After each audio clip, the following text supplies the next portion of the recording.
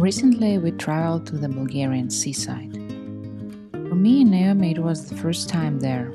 Even though we live 3.5 hours drive from the Black Sea, we didn't manage to do it before. Last summer we spent at another seaside in Robin Hood's Bay, Yorkshire. It was much cooler there and very beautiful.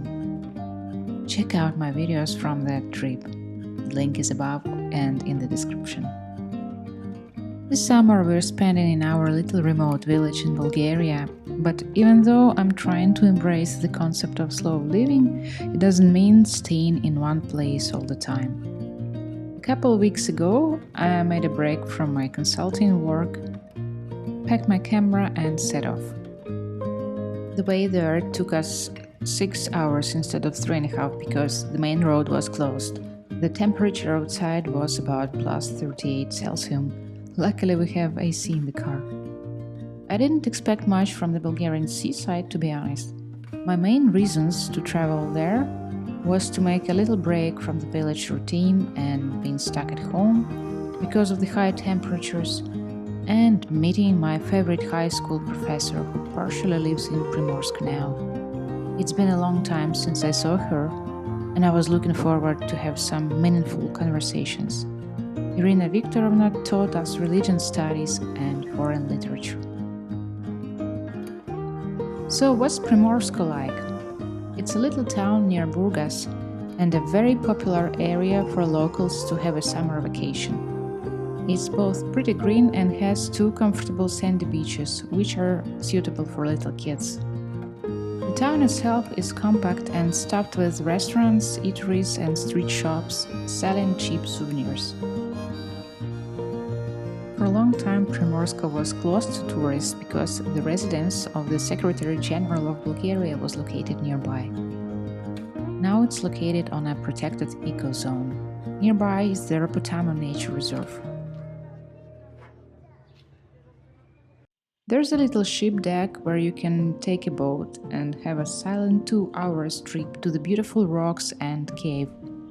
Perfect if you don't need any touristy information based on local legends and prefer to sail listening to waves, not to loud pop music.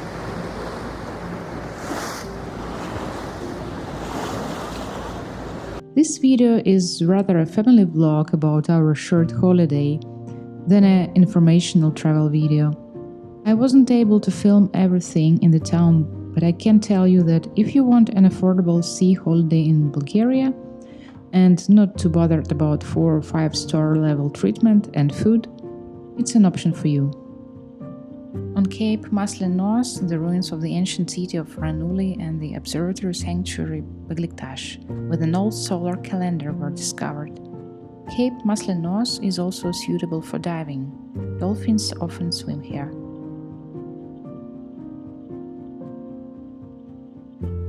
If you're still watching here, please subscribe to my channel if you still didn't, and press a like and the little bell not to miss new videos that are coming out. You're also very welcome to comment under this video, because any support is very precious to me now. I'm doing this vlog mainly because I like it, but I also like to grow my channel.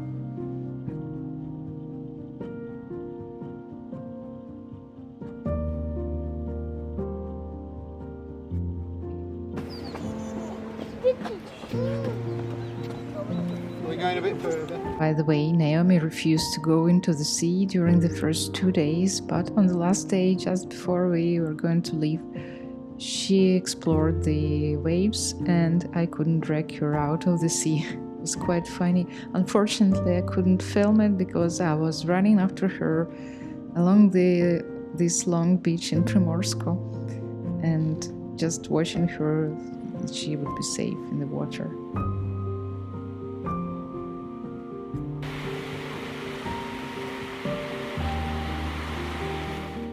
We visited a nearby bigger town, Sozopol, and I liked it more than Primorsko. It's picturesque, has a shady green park, and looks more Western European.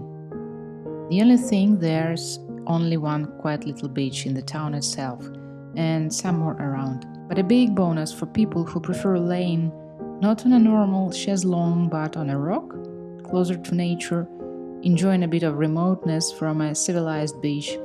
There are some spots like this in Sozopol.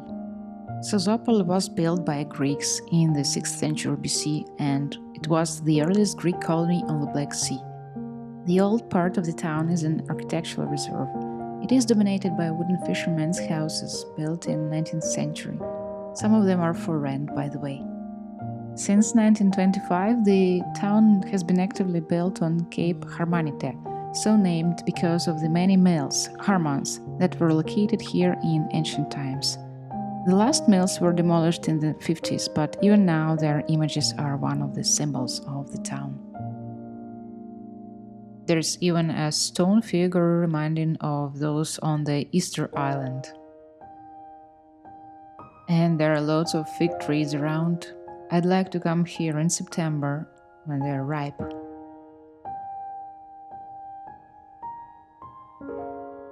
We had a lovely chat with my professor and then traveled together to Sozopol. I really enjoyed that time and felt grateful for a chance to meet somebody I like to talk to. We didn't discuss serious philosophical topics, but it's that kind of conversation when you feel your interlocutor's level of knowledge and understanding. When you have a similar sense of humor and similar pain in the background, the war in your home country.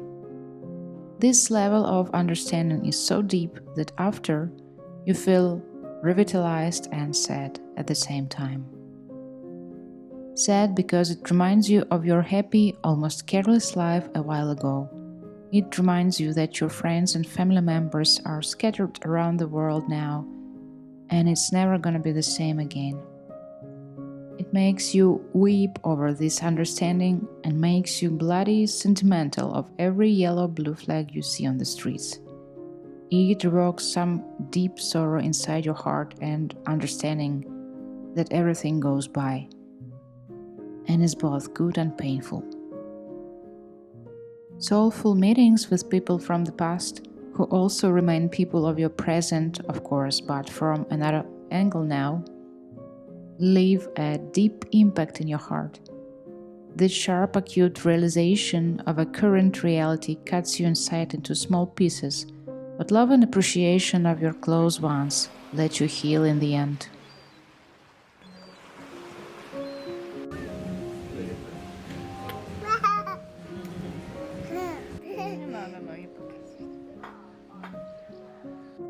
Memories and seldom but precious moments glue up your torn apart inside, like they do it in kintsugi, a Japanese art of repairing broken pottery by gluing it up with an addition of precious metals like gold.